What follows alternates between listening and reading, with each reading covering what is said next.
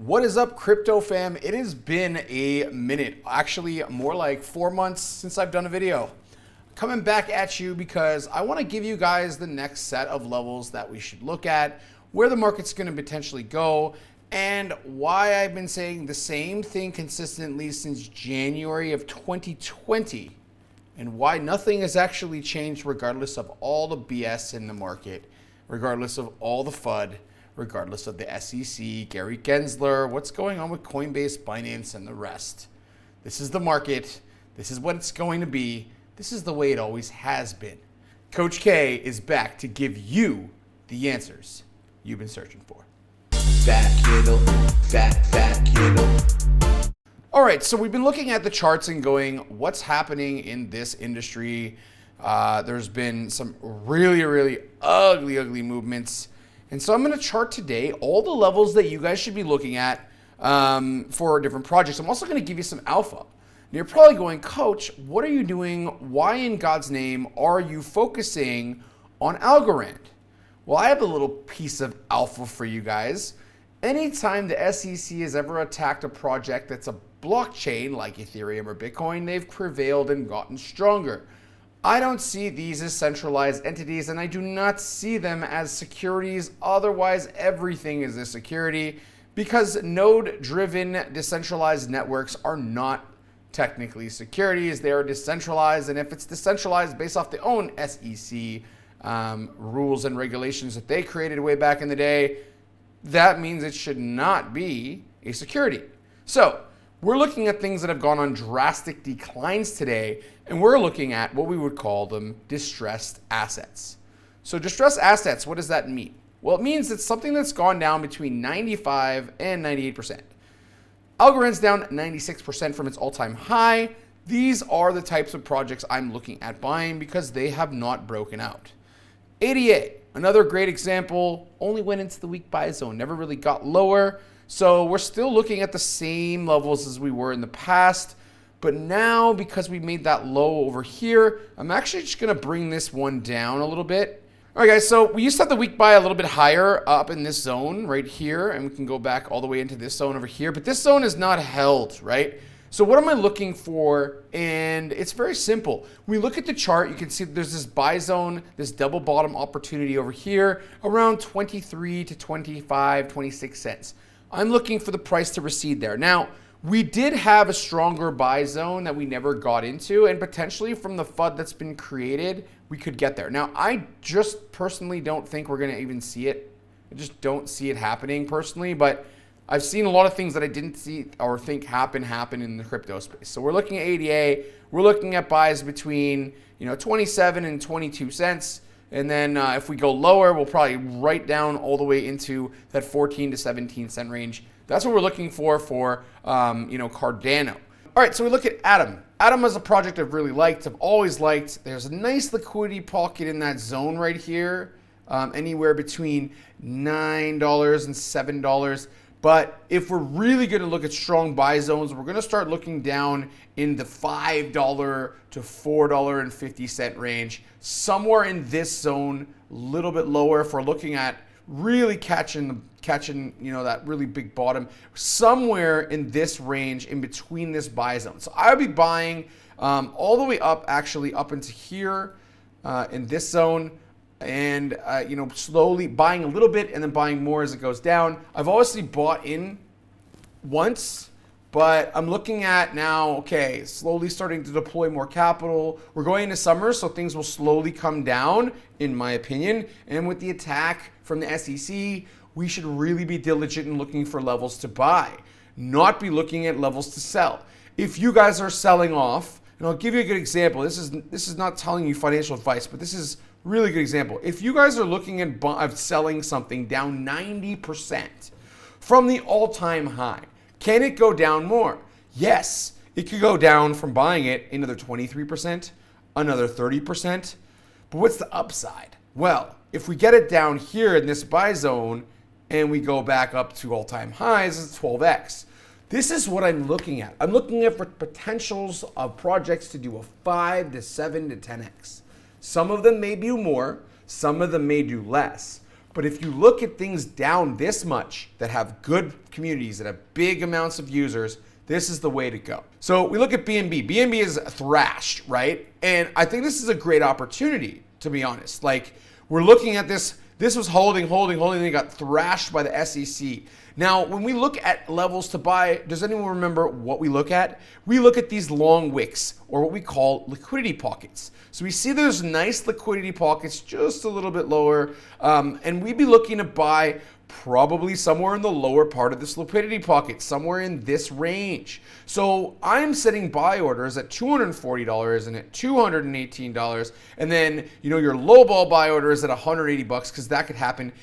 People are saying it could go back to the 30s. This one way too fast. If we broke this level way down here at 180, this could go right back down to 30. But I just don't see that happening, so something to keep in mind. Looking at projects that are absolutely wrecked. Good job, Barry.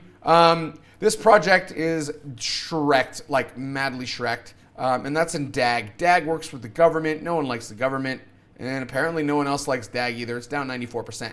Does that mean it's going to die? No. We have this beautiful level right here. It's in that liquidity pocket zone, but I think we're going to come retest these highs, this SR level right here, at around what I've been telling Barry since it was 30 to 40 cents at 2 cents, 2.2, 2.3 cents. So that's where my buy order is for DAG. Looking at that, going into DOT. DOT's in my buy zone, but it's not in my strong buy zone. And we are looking at that as our level that we would love for the price to go to, around $4 and between $3.50, $3.60 and $4.10, $4.20. So yeah, we're looking in that zone. This zone likely will not hold. And with all the FUD and stuff, it could go lower. Now again, distress asset. How much is it down from its all-time high? We're looking at an asset down over 91%. This is a project where if it only goes back to its all-time high, you're going to make a 10x just to go back to all-time high, right? Now, people will say, well, you talked bad about DOT. I was told by VCs that there's lots of issues in DOT. I don't know if that's true, but when people tell me things, I listen and I prepare for the worst.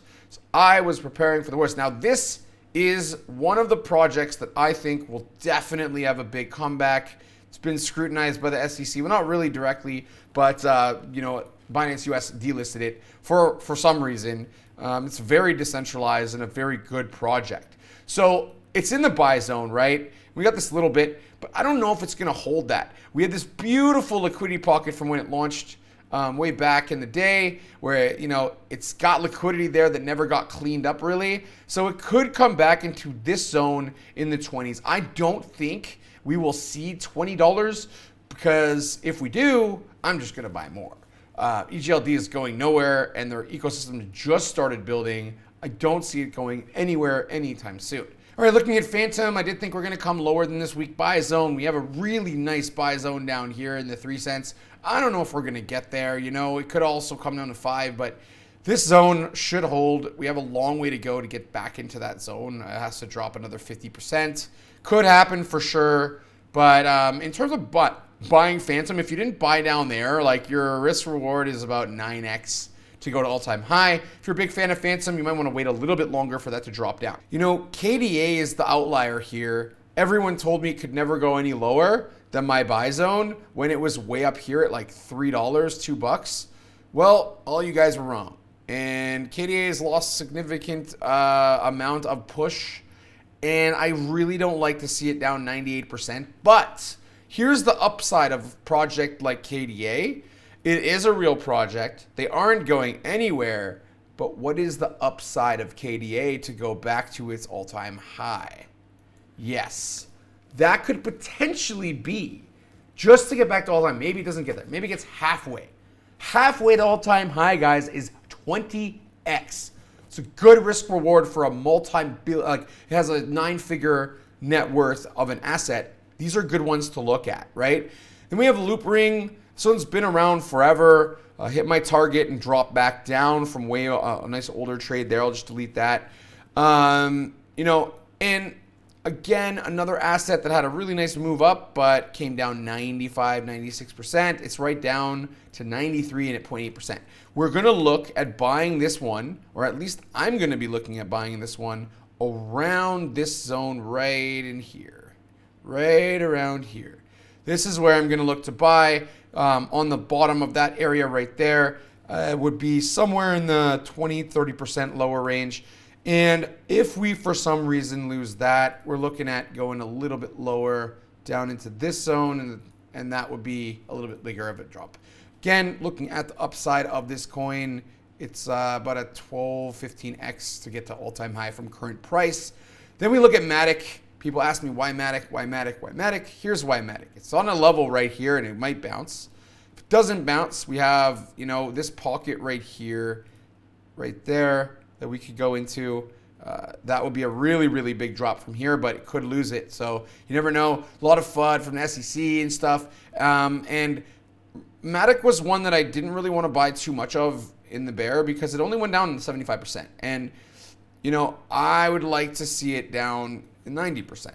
And so maybe it's strong and that's why, but, NEAR is a juicy, juicy one because it just got smashed down by the SEC for pretty much no reason. Let's be honest here.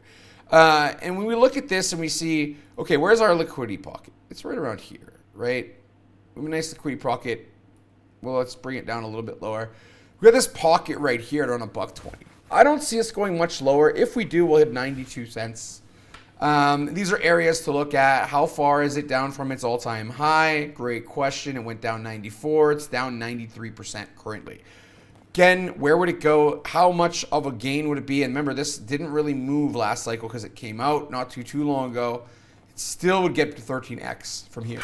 So if you're someone who would take $100,000 and do a 7x on that in a cycle, no one does that in the stock market. And you can make lots of gains doing degenerate stuff, but this is more for people that aren't degenerates, people that look at the markets and understand what they're looking at.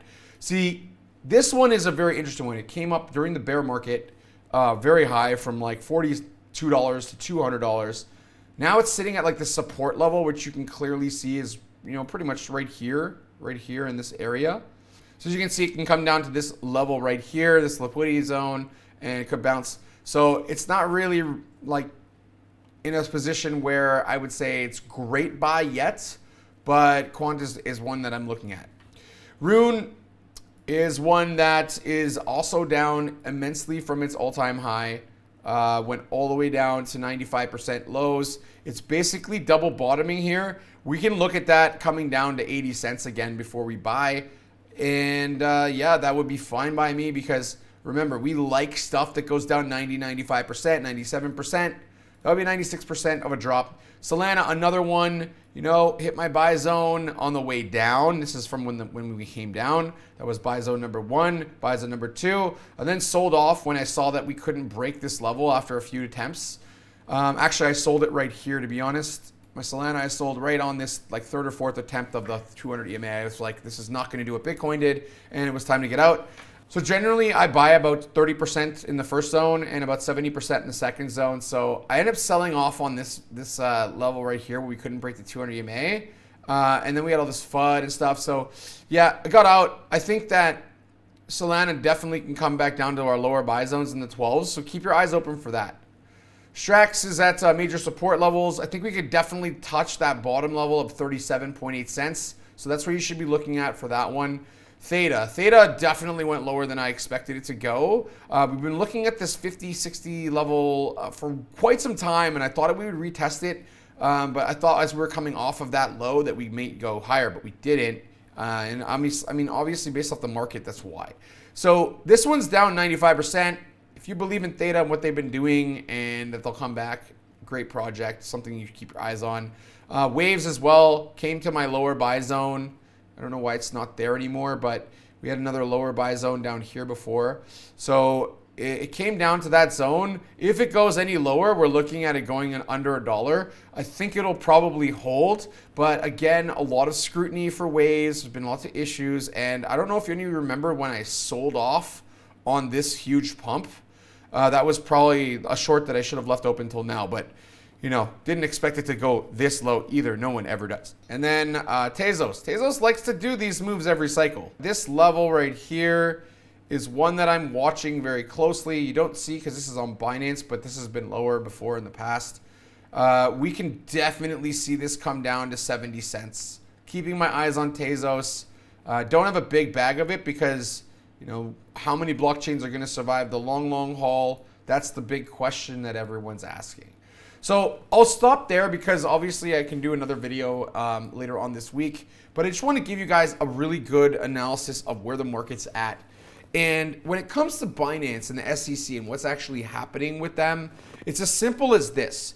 Understand that most of this stuff, if not all of it, is not criminal. I don't think anything is criminal. And if it's not criminal, no one goes to jail. It's the same thing that happens when you heard of JP Morgan and all the friggin' gold manipulation and all that other stuff. They're talking about Binance manipulation. What I can tell you right now is you do not need to worry about this because it will be a slap on the wrist. It will be a big fine, and then things will continue moving forward. The SEC is trying to get their money from Binance and Coinbase because the United States is in default and they need money. That's my personal opinion, but that's what it kind of feels like. So keep all of those pieces of information in mind.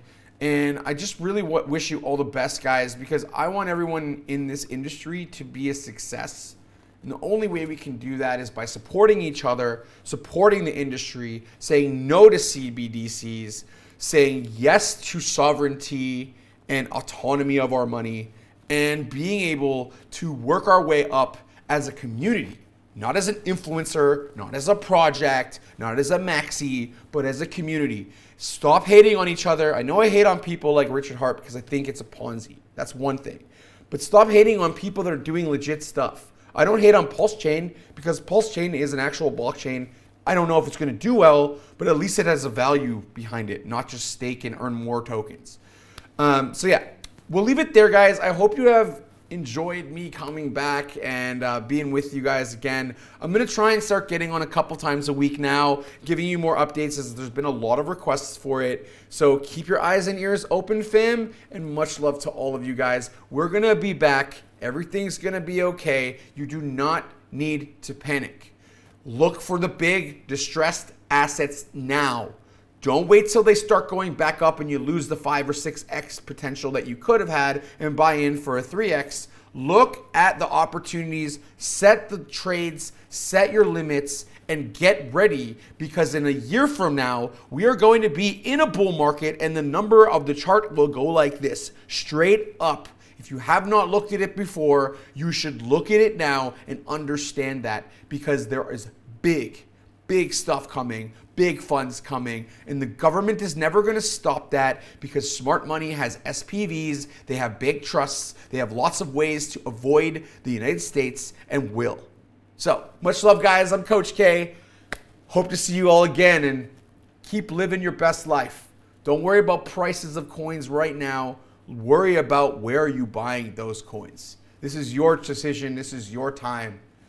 Do it right, because this next cycle, as much as they want you to think is not going to go higher, is going to change a lot of people's lives. And I will be ready to change yours too. Peace out, guys. Fat kiddo, fat kiddo, huge fat kiddo.